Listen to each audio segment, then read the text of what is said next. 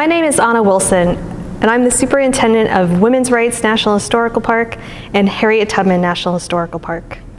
On behalf of the National Park Service, I'm privileged to welcome you to the Convention Days. This year we commemorate the 173rd anniversary of the 1848 Convention. July 9th, 1848, 5 women gathered in Waterloo at the home of Jane and Richard Hunt, Elizabeth Cady Stanton, Lucretia Mott, Mary Ann McClintock, and Martha Coffin Wright. They sat at Jane's tea table lamenting the role that women were forced into. Without access to education or profitable careers, and without claim to their money, property, or children, women were the moral center of the household but had no say or control outside of their own home.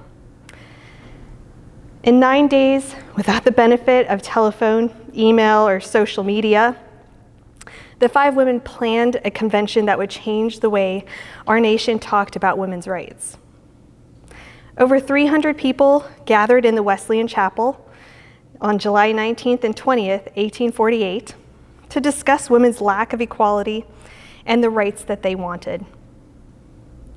In 1776, the Declaration of Independence created a new nation where all men are created equal and are endowed by their Creator with the indisputable right to life, liberty, and the pursuit of happiness. It didn't take long for the reality to hit those claims largely only applied to white property-owning men. They may no longer have been under British rule, but segments of the population were still not what they would consider free. Women were subject to a set of laws known as coverture, which meant all women's legal rights were absorbed by their husband, leaving them with no rights of their own. Black men, women, and children were born, sold, or captured into chattel slavery. Immigrants and indigenous Americans were generally not recognized under the law as citizens and therefore had no rights guaranteed under the United States Constitution. The Seneca Falls Convention in 1848 marked the formal start of a many years-long journey toward the aim of the Declaration of Sentiments, that all men and women are created equal. The Declaration of Sentiments was one of the first significant pieces of writing on women's rights and roles in the United States. Following Judith Sargent Murray's On the Equality of Sexes and Margaret Fuller's Woman in the 19th Century, this declaration listed the rights that women wanted.